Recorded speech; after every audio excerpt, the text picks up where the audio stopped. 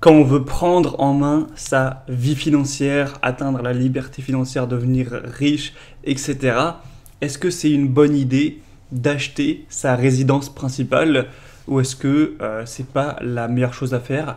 On va répondre à cette question aujourd'hui puisque bah, voilà, c'était l'occasion, comme je te l'ai dit, j'ai déménagé là très très récemment. J'ai acheté donc ce qui est ma résidence principale puisque j'habite ici, c'est pas pour mettre à louer. Donc c'était l'occasion vraiment de faire la vidéo, même si j'en avais déjà un petit peu parlé tout simplement. Donc déjà, quels sont les avantages qui pourraient laisser penser qu'il faut absolument acheter sa résidence principale? Eh bien, le premier point, je vais rien t'apprendre, mais c'est le fait de supprimer un coût qui est le plus gros coût, je pense, d'absolument tout le monde, presque, c'est le loyer. Si tu gagnes, imaginons, 1500 euros, ton plus gros coût, c'est sûrement pas la bouffe ou l'essence, c'est quand même le loyer. Peut-être que tu payes 500, 600, 700, 800 si tu habites à Paris, sûrement plus de loyer par mois. Si en plus tu vis tout seul, c'est pas divisé, c'est toi qui payes tout. Donc clairement, si tu pouvais ne plus payer ça pour pouvoir investir cette somme en bourse tous les mois, ça accélérerait drastiquement ta liberté financière. Donc c'est méga intéressant. Vu l'ampleur de la dépense, vraiment ça change. Ensuite, il y a la possibilité potentiellement de gagner aussi de l'argent en plus de cette économie grâce à une résidence principale, dans le sens où vraiment ça va dépendre de ce que tu as. Si tu achètes un studio, ça va pas trop être possible, mais imaginons tu achètes un 2 pièces, où bah voilà, tu as 2 pièces dans l'appartement, 2 chambres, ce que j'appelle 2 pièces, et bien tu pourrais très bien, et je connais des personnes qui l'ont fait, avoir un coloc qui lui, toi t'as rien à payer puisque t'es proprio. Bon, t'as remboursé ton crédit sûrement, mais voilà. Mais ton coloc, tu peux lui dire, bah voilà, je te loue une chambre pour, et puis évidemment le coin salon en pièce commune, pour 300 euros par mois, je dis ça au hasard, ou même 400 euros par mois, et ça te rapportera un revenu passif. Tout ce que tu auras, c'est à supporter, tu vois, le mec, mais si c'est peut-être un pote à toi ou quoi, ce sera peut-être pas insupportable, ce sera peut-être même plutôt cool.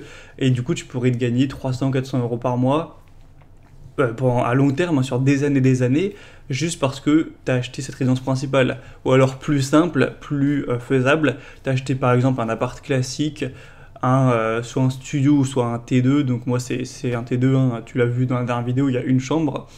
Et bien là, tu peux, par exemple, si tu es en couple, faire emménager ta copine chez toi et tu lui fais payer un loyer donc qui serait équivalent peut-être à la moitié en gros de ce que ça vaudrait si elle vivait seule dedans. Donc peut-être, tu vois, 300 euros par mois ou peut-être 350 euros par mois ou quoi. Et bon, il y en a qui vont trouver ça incorrect, je le sais, etc. Mais bref, on va pas repartir sur ce débat. Tout service ou bien mérite une rétribution équivalente. Donc ça ferait aussi un revenu passif, tu vois, sans avoir un truc énorme où tu peux louer des chambres. Et troisième point, là, c'est vraiment, tu peux le faire quoi qu'il arrive, c'est que si par-ci par-là tu pars de chez toi, tu pars en vacances, par exemple, tu pars 3 semaines, ou tu retournes chez tes parents quelques semaines ou quoi, au cours de l'été ou j'en sais rien, bref, que parfois tu pars, tu peux tout à fait faire de la location courte durée, donc avec Airbnb, etc., louer ton appart quelques nuits avec une conciergerie qui gère l'entrée et sortie des locataires. Et en fait, ça pourrait limite te rembourser tes vacances. Tu vois, t'imagines le truc, tu te dis, je pars 2 mois en Thaïlande.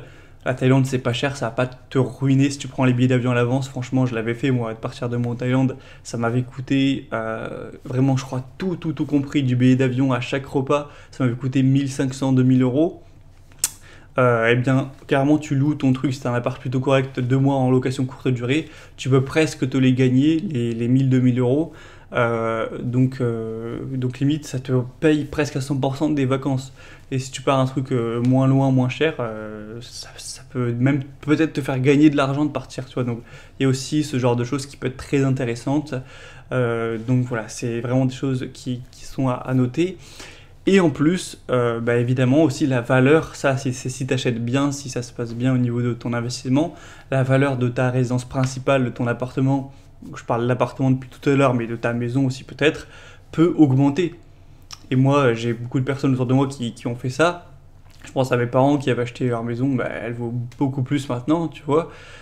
Si tu achètes ton appartement et que dans 15 ans, il vaut le double ou plus, clairement ça t'aura fait gagner beaucoup d'argent. Et des personnes qui arrivent à acheter dans un bon endroit qui prend beaucoup de valeur, des fois ils vont presque faire autant de rentabilité qu'avec la bourse, hein. C'est assez choquant. Tu vois Paris commencer à monter ou dans plein d'autres villes. Imagine t'achètes un truc 100 000 euros et au bout de 10 ans ça vaut presque 200 000, t'as fait quasiment la même rentabilité que potentiellement la bourse avec je sais pas, t'as fait presque 8% par an, hein, une valeur comme ça. Sauf que là c'est en plus sur ta résidence principale, donc à moins que ça ait changé, quand tu vends ta résidence principale, et uniquement si c'est ta résidence principale, tu payes pas d'impôt de plus-value. Donc si tu fais une putain de plus-value sur des centaines de milliers d'euros et que tu payes même pas d'impôt dessus, voilà, c'est très intéressant, clairement, c'est extrêmement intéressant. Alors qu'avec la bourse, je le rappelle, c'est 30% d'impôt sur la plus-value. Donc vraiment, ça c'est les avantages. Tu vas te dire là maintenant, ah putain, mais c'est vrai que ça doit être trop bien d'acheter ma résidence principale. Mais vraiment, je pense que ça dépend de si tu fais un prêt ou si tu fais sans prêt. Je pense déjà la majorité des gens prévoiraient de faire ça avec un prêt bancaire. Donc dans ce cas-là, je vous conseille, oui, si vous le pouvez, donc de faire un prêt et d'acheter dès que possible votre résidence principale pour tout ce qu'on vient de citer avant. Mais après, si toi, tu n'as pas la possibilité d'avoir un prêt, voilà, dans ce cas-là, mais que par contre, tu te poses la question parce que tu as l'argent d'acheter une résidence principale cash, soit parce que tu as énormément épargné, tu as investi, etc. Donc tu finis par avoir un bon pactole, ou peut-être que tu as perçu un héritage, hein, évidemment ça peut arriver aussi, ou peut-être que tu as, voilà, je sais pas, 150 000 euros comme ça qui sont disponibles, et du coup tu sais pas quoi faire avec, est-ce que tu l'investis en bourse ou est-ce que tu achètes ta résidence principale avec. Là je dirais que si tu as l'argent disponible, que c'est pas par un prêt bancaire, je te conseillerais là cette fois de ne pas acheter ta résidence principale, ce sera plus rentable.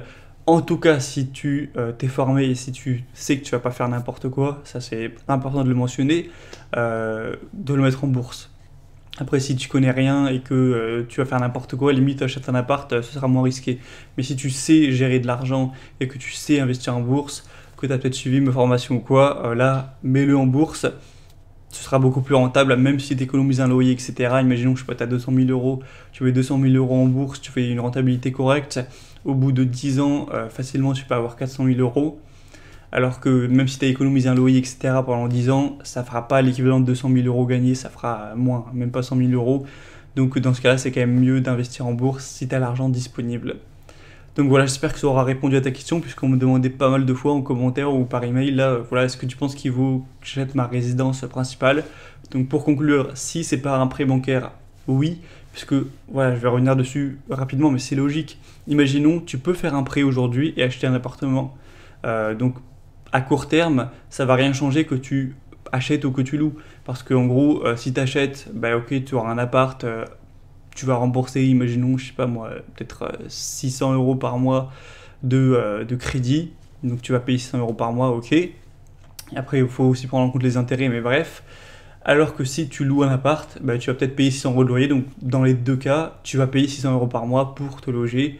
Donc tu te dis, bon, ça revient un peu au même. Sauf que forcément, dans 20 ans, le mec qui lui a acheté, qui remboursait son crédit tous les mois, eh bien, au bout d'un mois, il a fini de rembourser son crédit. Donc il a littéralement son appartement qui est 100% payé. Donc il a un patrimoine de peut-être, je sais pas, 150 000 euros, 200 000 euros, hop, comme ça, qui est ajouté à son patrimoine. Donc c'est quand même énorme. Alors que le mec a payé son loyer 600 euros tous les mois, au bout de 20 ans, il a que dalle, il a rien. Donc le patrimoine, il y a une différence juste pour ce même choix de 200 000 euros à long terme. Donc bien sûr, c'est évident que c'est mieux d'acheter ta RP, résidence principale, si tu peux avoir un crédit. Donc voilà, il faut que tu le fasses, il faut que tu essayes de le faire. Et puis après, bah, si vraiment tu ne veux pas avoir de crédit ou quoi, tant pis. Et si jamais tu hésites à le faire avec de l'argent disponible par un héritage ou par ce que tu as gagné, eh bien là non, il y a plus intéressant à faire qu'acheter sa résidence principale. Et si tu veux plus de détails sur moi, pourquoi j'ai acheté, etc., je te raconterai ça plus en profondeur dans les mails de dimanche, hein, je l'ai déjà dit. Mais du coup, si tu veux savoir, inscris-toi maintenant. Et si tu vois cette vidéo après sa sortie et que l'email est déjà parti, tant pis, c'est plus disponible et tu peux quand même t'inscrire pour recevoir la suite. Voilà, je te dis à très vite et à la prochaine. Ciao.